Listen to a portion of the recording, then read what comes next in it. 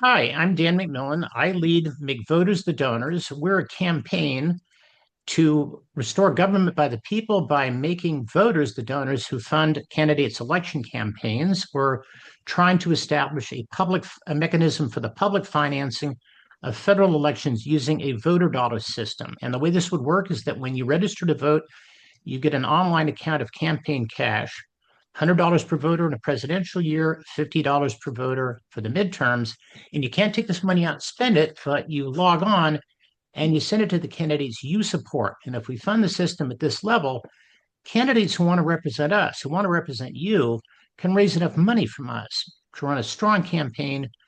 And on the other hand, no one's going to have much excuse for funding their campaign with money from special interests and billionaires. And but the next question, I guess, is how do we plan to make this happen? Because Washington is not going to give us this. They're all too dependent on their donors, and some of them like it that way. So the only way really that we make voter dollars happen is if a majority of Americans across the spectrum of all parties and of no party say they want this. And how do we get this level of public support? We've got to basically make the problem of money in politics and the voter dollar solution a sort of top five or three, item on the national agenda in a presidential campaign year. And to do that, and that's a challenge because the last thing that candidates want to talk about is the fact that they're beholden to their donors. And so what we're doing is we're putting all our resources into three presidential swing states, into Pennsylvania, Michigan, and Wisconsin. And we figure if we can raise a critical mass of support in those states by mid 2028, we can leverage the outsized attention that those voters in those states get in the presidential contest to put voter dollars on the national agenda. Um, just by way of further introduction, this movement really started as a book that I began writing in 2010 about money in politics and how to solve the problem. By 2019, I'd come across voter dollars in a book someone had written and saw what a terrific idea, which I think it is. I also saw that I'd read a bunch of great books about money in politics, and none of them had moved the needle. And at that point, I realized this is not something that's going to be hammered out among elites. We, the people, have to stand up, and we have to do it together and demand this. So I had to bite the bullet and figure out how to do politics and how to win you over, my fellow Americans. It's been a process of trial and error, 7 years. But now here we are. And except for one who is on vacation, my team is all here. And so I now ask my team to briefly introduce themselves to you. Good morning or good afternoon. I am Claire Woodall. I'm based in Milwaukee, Wisconsin. I am our Director of Partnerships and Chief of Staff, and excited to join you. My background is in election administration, but a voting junkie of all things. So I will now hand it over to Sal. Thank you, Claire. My name is Sal Albanese, and I'm an advisor to the campaign. I'm based out of New York City. I served on the New York City Council 4 terms, a total of 15 years, a run for Congress and mayor of New York City. And I've been a huge, huge fan of campaign finance reform since I was elected to office. And I'm excited about what we're doing here to bring this to the attention of most Americans. Hello, everybody. My name is Scott Egley, and I'm the director for the state of Wisconsin. Prior to joining the team, I was a special education teacher, and I worked for the Boy Scouts of America. Good afternoon, everybody. I'm Dave Hunsaker, and I am the Pennsylvania State Director and a proud native of the Commonwealth of Pennsylvania. I'm coming to this role from 20 years working for the federal government, where I did democracy and conflict prevention programming, and I'm really excited to be part of this initiative. Hi, everybody. My name is August Shetler. I'm the Michigan State Director. My background is mostly in politics. I previously worked as the Midwest Regional Director for Gun Owners of America. And before that, in college, I was the president of the College Republicans. So Wayne State University in Detroit, right? August, that was Yes, sir. Wayne State University in Detroit, Michigan. I just love correcting my staff. It makes me feel so powerful. Kind of, it comes anyway. And the only person missing because she's on vacation with her kids is Jenna Latour Nichols, who is our deputy state director based in Pittsburgh, responsible mostly for Western Pennsylvania, and a wonderful addition to the team. And if you have, as you go on, any comments or questions you have, please do type them into the chat, and we'll answer as many as we can. So, All right, Claire, why don't you? Yeah. Yeah, to get started, Dan, I think it would be helpful if you could tell us a little bit more about why you think big money in politics and campaign finance reform is really the issue that's at the core of all issues today. Yeah, thanks, Claire. We like to call it the issue behind every issue because running for federal office, that is for Congress or the White House, has just grown so unbelievably expensive. It costs millions to challenge an incumbent in the House, tens or hundreds of millions to run for the Senate. The price minimum ticket to the White House is a cool $1 billion or more, which means as a candidate, you have got to raise money from almost every possible special interest or wealthy American who can give it. Which means in turn that you have to censor yourself at every turn. You can't say anything that's going to alienate these potential donors. Since you have to, in practice, take money from almost everyone, you can't say hardly anything. And we think this is why the best explanation for why the whole American political conversation has become so empty. The country's got challenges, a lot of challenges, nothing we can't solve. Not as big as the challenges Americans have mastered in our history, like in the Great Depression or World War II. But it's a problem when the people who are supposedly leading the country can't talk to us about anything that matters and can't offer us an answer. And that's why all we get from them are empty slogans and ugly attacks on each other in their campaigns. Put another way, we think that indirectly, the hunger for campaign cash has helped drive the polarization of our politics, the kind of needless partisan anger, because both parties are blocked from offering us a positive way forward, a program that could really address our challenges because they can't offend any of these donors. So both parties have defaulted to negative messaging because anger is all they have left to offer us.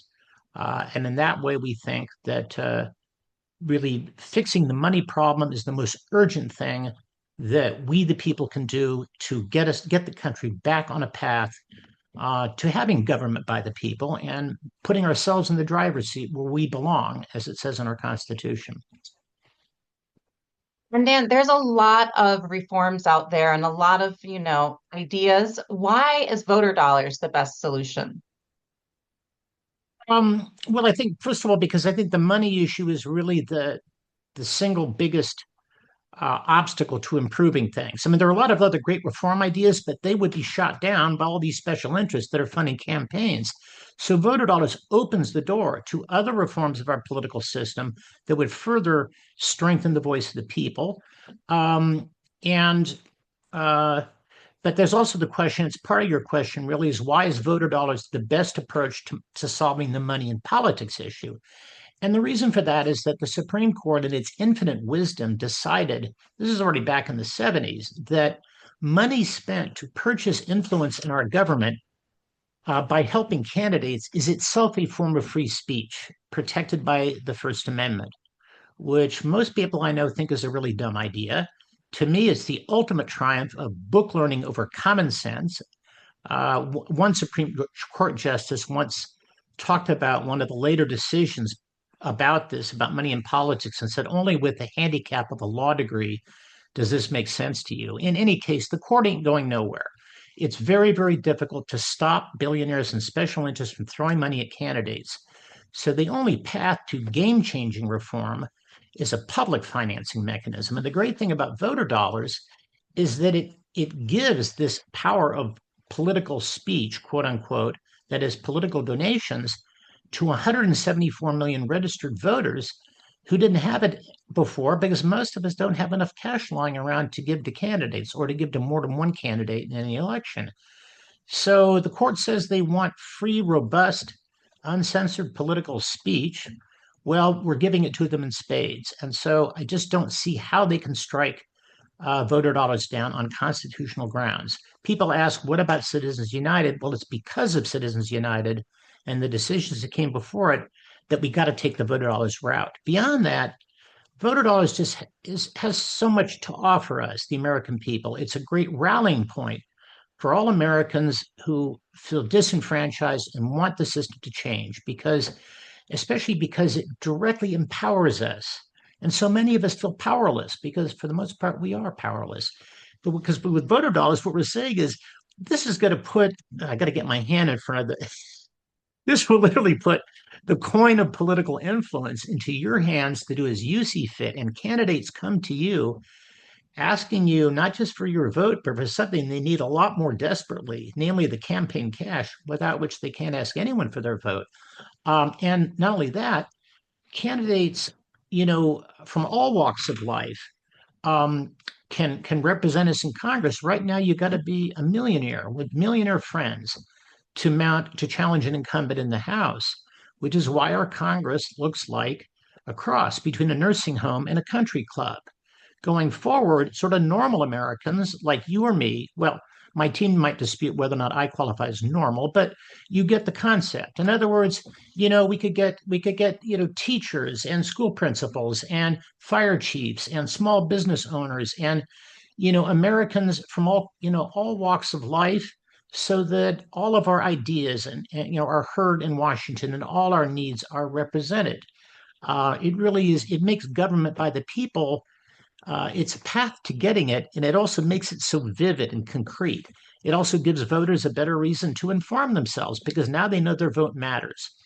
Beyond that, what's I think just good about, because we see voter dollars as a rallying point for Americans who are fed up and want the system to change, because for political messaging, you can summarize it in 4 words: make voters the donors. It's common sense. All right, whoever pays the piper calls the tune, as the old saying goes, at least from my generation. Well, if we want to call that tune in Washington, we got to pay that piper. We got to fund those election campaigns. Maybe best of all, this is a step that Republicans and Democrats can take together. And because no matter how much we may disagree about guns or abortion, or some of us even disagree about Donald Trump, none of us is okay with our government being for sale. And I think most of us still believe that America stands for government by the people. This is about the ideals that make us Americans. And in that sense, we see this as a unifying project that can bring us together across the party lines and kind of sand down some of the rough edges of the partisan anger. And, I'm a former election administrator, so I find the devil is in the details. I always want to know how things would work. Could you tell us a little bit more about the mechanics of voter dollars, how it would work, which candidates would participate, things like that? Okay, yeah, that's a very good question. So you once you register to vote, and that's determined state by state, then the states would also provide, that would be articulated with the federal system. This is a nationwide, essentially, national website. You get invited to establish a voter dollars account on this website. Once the account is set up, for every 2-year election cycle, voter campaign cash is put in that account. That's your voter dollars: 50 for the midterms, 100 in the presidential years.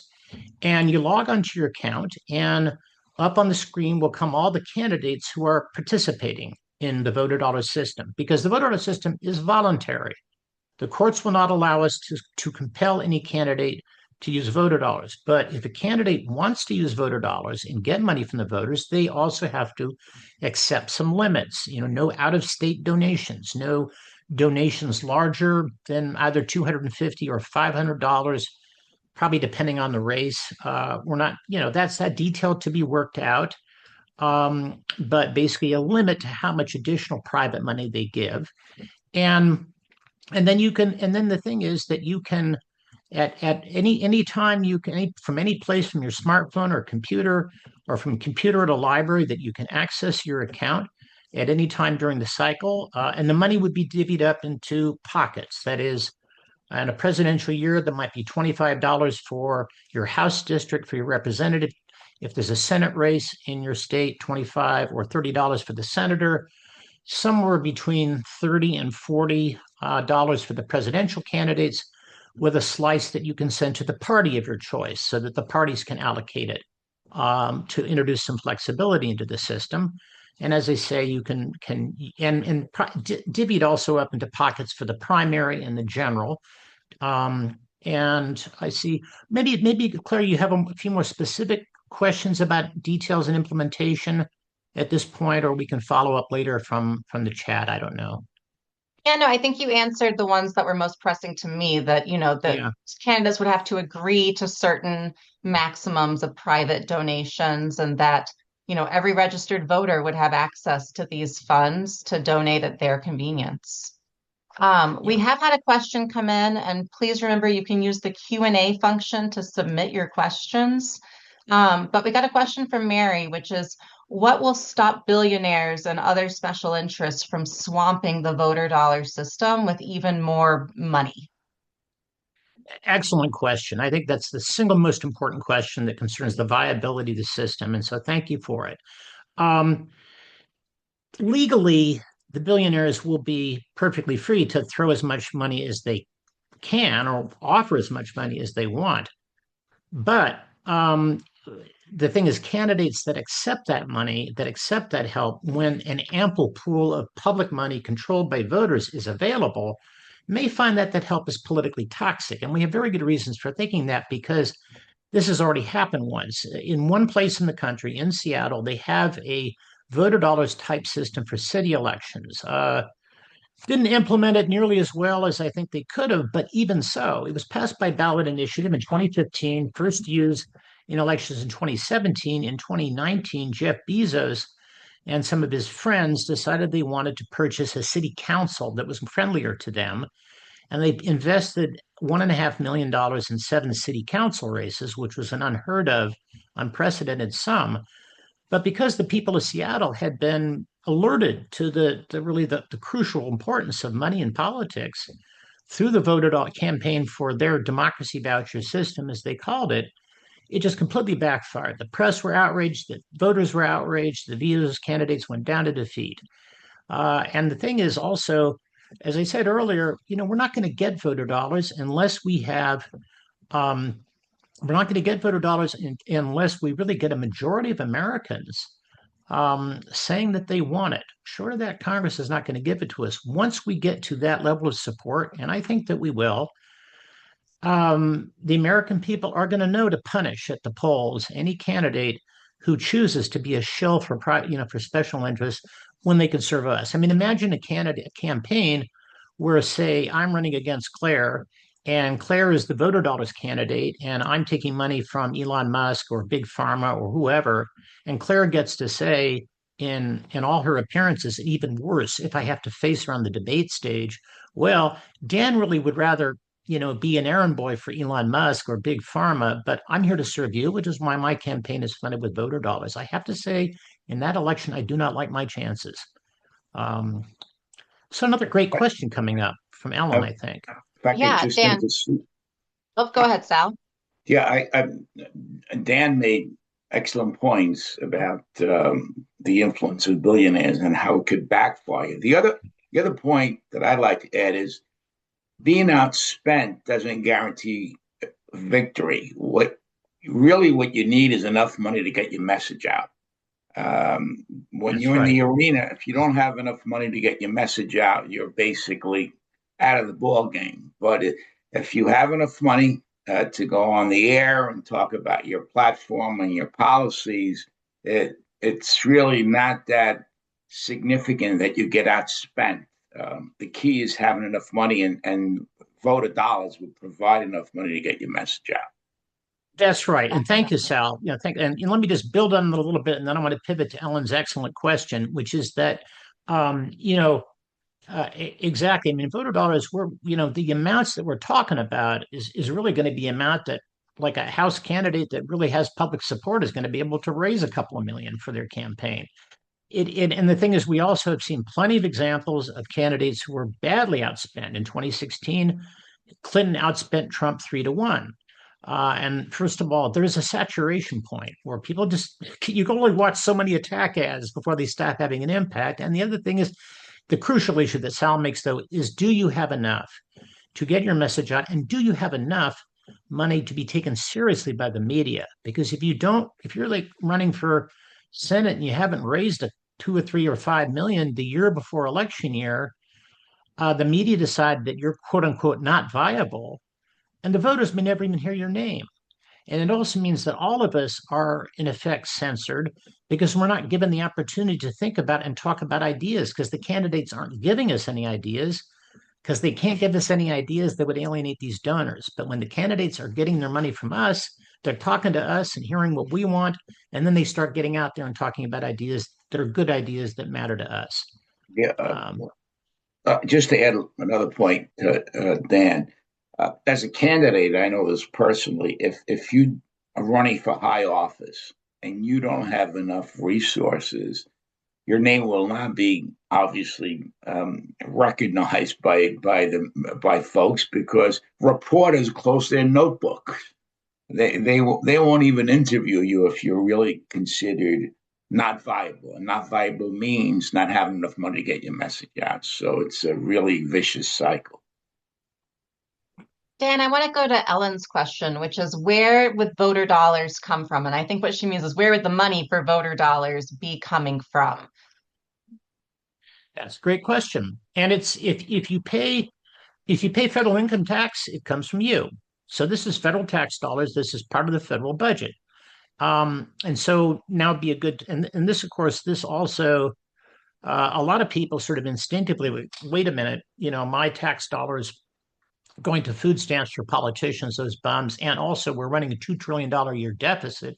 Can we afford to be spending more? And will this affect will my taxes go up because of this? And so the first answer we have, I think, first important thing to know is that this will, I mean, we don't have a crystal ball, but I can't see how this would not pay for itself dozens of times over in all the wasteful spending that we can cut. Because right now, big campaign donors and their lobbyists dictate terms to members of Congress because the clients are spending money to help these candidates, giving money to the campaigns. Lobbyists are actually allowed, it's amazing this is legal, to give money out of their fat salaries directly to the senators and representatives they're trying to influence. Lobbyists literally write a lot of legislation that gets passed in DC these days, or they write the regulations that implement this legislation. And you just think of all the wasteful big ticket weapon systems. The Pentagon says they don't even want subsidies of every kind. The fossil fuel industry gets about $20 billion a year in subsidies. And this is a profitable industry. And you don't have to believe in climate change, to be troubled by the idea of, 20 billion tax dollars, in tax money subsidy adding to the profits and to the pay packages of executives of these companies that are already turning handsome profit. If we could eliminate that subsidy alone, that would pay the cost of the voter dollar system 3 times over. The other answer I have to this, well, there's 2 others, but the second is that, look, realistically, the candidates are going to get this money from somewhere. They need the money desperately, and they need a lot of it. If they don't get it from us, they're going to keep getting it from special interests like they are today, and we, the people, are still going to be out in the cold. And I guess the final thing I would say is that, in the Second World War, more than 400,000 Americans gave their lives, and we spent, in today's dollars, the equivalent of maybe $5 trillion in money. And not even to defend our own freedom, which never really was in danger. The Germans or the Japanese could never have conquered our country and destroyed our democracy. Those Americans gave their lives in defense of the idea of freedom and to defend the freedom of others. And what would they say to us, those American heroes, if they saw us today hesitating to spend $6.5 billion a year, 0.1% of the federal budget to take back for ourselves here at home, the same freedom that they died to give to others? So thank you for the question, Ellen. It's a very important one. And Mike has asked, he says, great idea, truly love it. Have you contacted politicians at different levels to get their thoughts on your idea? And do they see this working or potentially leveling the playing field? I've talked from time to time to people who've run for office and couldn't raise enough money, or people who thought about running for office and then didn't run because they felt that having to beg people for money was degrading. But as far as people who are actually currently in Congress, um, I mean, other people, actually, some people that I've worked with, have made an effort to contact some people in Congress, but they're really a lost cause at this point. I mean, they can't afford to lead on this issue. They can't even afford to talk about this issue because let's face it, when you can't go out on the campaign trail and tell the voters that big money in politics is evil, and then the next day call up your evil donors to ask them more from where their evil money. It's kind of an awkward conversation. So I'm giving you an overly long answer. At the end game, when it comes time to get this law passed, we'll be having plenty of conversations. But we're going to have to deal with members of Congress and the White House from a position of strength when we have the American people behind us. So right now, this is all about the people coming together and standing up. Politicians will be there in it to kill, and there'll be plenty of glory for all of them. But I tell you, until we show them the votes are there, we ain't getting diddly squat from them. That's our view of the matter. And Sal can vouch for this personally because the Democratic Congressional Campaign Committee was thinking about recruiting him to run for Congress, like in the early 1990s, and he went down to D.C. And Sal, if I remember correctly, like they had zero interest in what you thought about policy. They just want to know how much money can you raise, what's in your Yeah, Rolodex, right? So, and that was 30 years ago, yeah. and when the campaigns were near as expensive as they are today. So, excellent question. But you know what else? I guess finally, I know I'm going on maybe too long, but the whole way that politics is done this day in this country is infantilizing. They think we're children. They talk down to us as if we're children. It's all about like how can you manipulate the voters, and the voters are so poorly informed, and what meme will stir up the voters emotionally, and what kind of attack ad will pull at the heartstrings. And also we see ourselves that no one's listening to us, and so we feel powerless. And I think one of the things that is just so wonderful about doing this, and that really just makes this a joy to get up every morning and fight for this, is that every day we're kind of showing Americans a future. Or guess what? You're in the driver's seat, government by the people, like you're in the land of its birth, and you get to take charge of your own destiny and chart your own future and make a better world for your children. And so it's even if politicians were ready to help, I'd rather just do it this way, do it for grassroots for a couple of years, because the American people kind of need that. We've had two more questions come in. I want to skip over to Sue's question and then come back to Ellen's. Sue asks, it seems like money is so integral to politics at this time, but if we go to voter dollars, does that mean that we will have inexperienced leaders? If we're electing inexperienced politicians, since the experienced ones are dependent on big donors already. So how would you know who is a good leader? I Well, think that we know. Well, there are a number of answers to that question, and I do want to hear Sal's. Since Sal has held public office, but one part of the answer is that a lot of the people in Congress who are experienced and know how to work the levers of the system, as long as they don't insist on becoming dinosaurs and sticking with private money, they're perfectly free to opt into the voter dollar system, and then they can use their experience to our benefit. And the other is that I think that other people gain experience, often working their way up through the ranks from local office to state office to national office. And now when people want to make the jump from, say, state assembly or something to running for the House of Representatives, they can actually run with money from us. And as far as how will we know who are the good candidates, you know, 95% of politics and government, like 95% of everything else in this life, is common sense. We, the people, have more than enough of that. And I think that we'll know the good leaders when we see them. Um, I have every confidence. I mean, the problem we have in our politics is not that we, the people, don't know how to make good decisions. The problem is when we go to the polls, there are no good decisions to make because both parties and all candidates are in hock to all these special interests, and nobody is offering us nada that's really going to help us.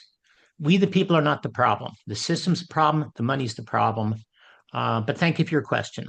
And Just one point. The influence of big money and calling donors who have obviously an agenda is the problem. But I've seen a lot of very good people who would make great public officials who will not run for office because they realize how dehumanizing and how degrading it is to be begging, special interest groups for money. So I think the opposite is true. We have a lot of people in public office who shouldn't be there, and we have a lot of people who are out there who make great public officials. They just can't. They don't want to engage in the money chase.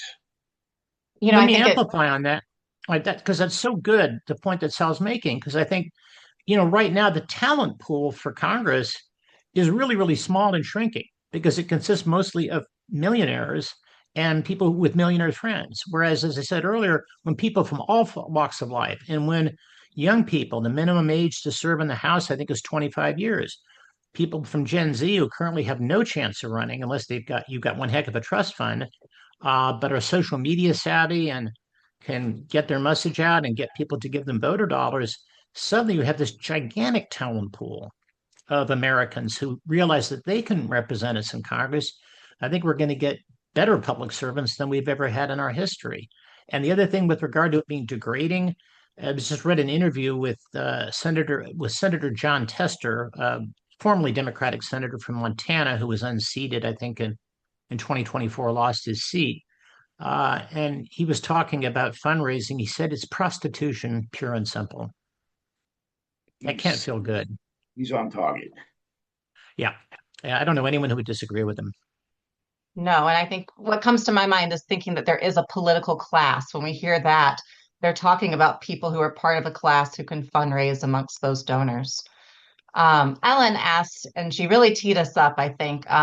With traditional media so fractured right now, she's wondering whose attention are we hoping to get, and how do we envision that happening? Good. So, well, I mean, I think, it's interesting. I think that probably, it's unclear where we're going to find our first and most enthusiastic supporters because ultimately, this is a win for pretty much every demographic, every kind of American. The only Americans for whom this is not a win, I think, is lobbyists and professional political fundraisers. We're proceeding on a bunch of tracks. Um, Basically, we have hired social media influencers to push stuff out on their channels. We're doing paid social media advertising. We're working podcasts. I think the main thing, though, is that I guess probably the best answer is that I'm not sure this is the best answer, but is that, we have the luxury of just focusing on these three states. And you can get on, it's very easy to get on to, podcasts that have, say, 20,000 subscribers, which may not sound like a lot, but people who subscribe to a podcaster who has 20,000 followers are people who are very loyal to that podcaster because they're willing to spend an hour of their day listening to that podcaster and interviews. And that's also true of sort of micro influencers, influencers with 20 or 30, 40,000 followers. And it doesn't cost us a lot to hire them to produce content or to carry our content. So, uh, and in that way, I think with our approach, we get a lot of bang for the buck.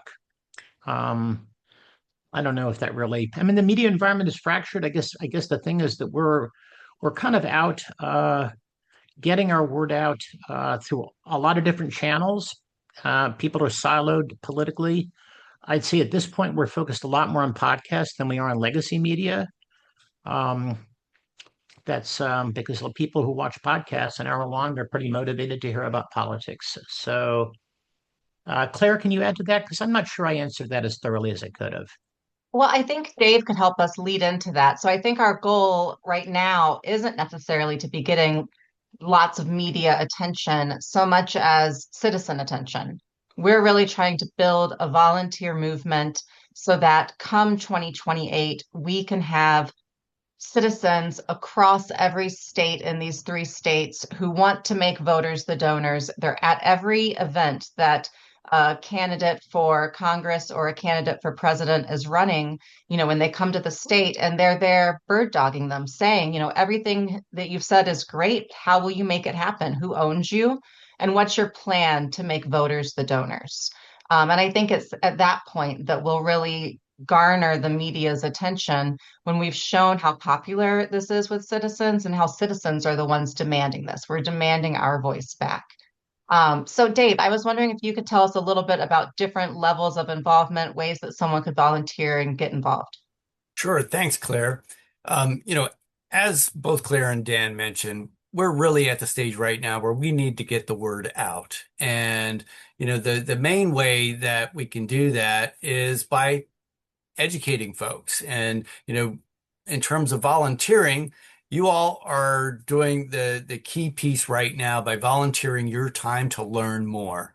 And we want to continue to grow the numbers of people who are volunteering their time just to learn more about the voter dollars concept and how it can really bring about significant change in how our political system functions.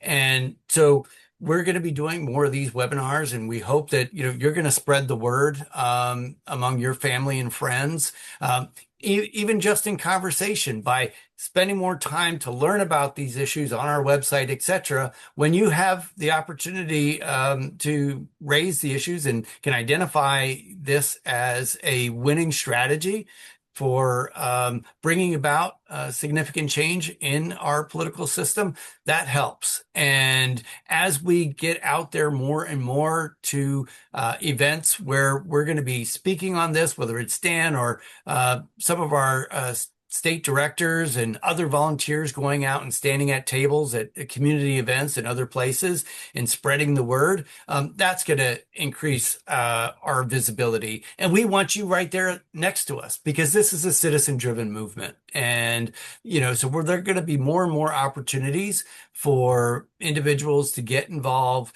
to spread information in their social circles, at formal events, and maybe hosting events, telling us where in your community it might be a good idea for us to come and be present. And, so sharing that kind of information with us will be incredibly valuable. And like I said, if you can invite us into your communities and those kinds of spaces, that will be even greater. And as we grow, we also hope to be able to establish chapters so that you can operate autonomously in your neighborhoods and with your family, friends, and neighbors. So there's a lot of really exciting growth that's going to happen, and we look forward to having everybody be part of that with us. I just want Yes, to add I just wanted to. Go ahead, August. Go ahead, please. Yeah, no, I just wanted to emphasize the one thing that I think really needs to be emphasized is that voter dollars, it's extremely important to us that voter dollars is centered around the voices of Americans that feel left out of policy conversations and that are fed up with the system entirely. While it may seem like it's just a small volunteer opportunity, sharing videos or talking about it in your own voice is actually very, very helpful for us to get this message out there. That, one thing we've been tabling at various events, Dave and I were at a libertarian convention in Pennsylvania this last weekend. I worked a couple of gun shows with August, and just tabling is fun because I tell you that probably 95 or 98 out of 100 people that we talk to say, wow, that's a great idea. I never heard of that. That's kind of cool. So it's a very positive, you get a lot of positive reinforcement when you get out and talk voter. And the other thing to say is that, even just sharing on social media or talking to a friend or by email, because the thing is, we're out there and, I go on radio and TV and in person and do my best, make my best case. But, people in the audience don't know me from Adam. But for people who know you and trust you, our message is so much more powerful coming from you than it will ever be coming from us. Do not feel that you can't help move the ball down the field, because you can. You can absolutely make a difference here. And thank you very much. If you go to our social media page, you'll see a diversity of voices who have found voter dollars, and it was a cause that they wanted to represent. We've got Anthony, who is a general contractor out of Detroit. Grace, who is a college student. I think she's not even 20 years old. Or Hayden, who is someone who homeschools her children. She lives off her land. And while all of these people are probably very diverse politically and have very different political viewpoints, they all agree on this. They all agree that they want government for the people, by the people. They don't want special interests controlling our government. And I think that's what I love the most about making voters the donors is we're offering a solution. We're not just criticizing the current situation. And my husband, who loves to debate politics, I constantly tell him, I don't want to talk about politics. I want to talk about policies. I want to talk about issues. And right now, we really just have politics, which is a lot of people pitting each other against one another. So I apologize that we can't share the videos, but I did want to share, if you're interested in getting involved, where to go on our website to get more involved. And if you're able to see, our website's makevotersthedonors.org, very simple. And if you come over here to get involved, you can click on volunteer, and it's going to take you to a sign up page where you can do anything from volunteering to table at local events with us to hosting a small gathering.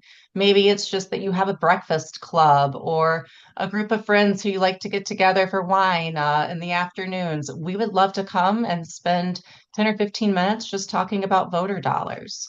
It could be as simple as, inviting us to be a speaker, but just becoming a social media ambassador where you're going to commit to sharing our information.